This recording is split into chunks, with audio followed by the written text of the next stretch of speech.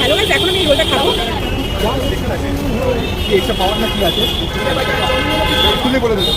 Veg role, তুমি পেঁয়াজ আছে, তোমরা যদি চাও পেঁয়াজটা নাও দিতে পারো, পেঁয়াজটা তোমরা স্কিপ করে যেতে পারো।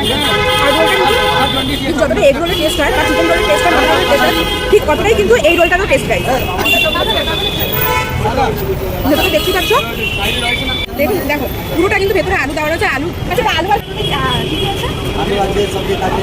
আর যদি এটা মধ্যে পেঁয়াজ দিয়েছে, प्याज ऊपर दे दिया যদি না থাকে নাও।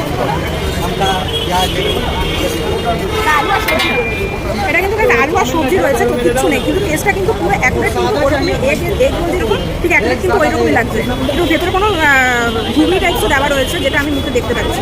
তো চলো আমি খাই। আর গাইস, ও আজকে আমার সাথে এই ব্লগে রয়েছে, তো ক্যামেরাটা নিয়ে চলে পারে না, মাইকটা সামনে যাবো।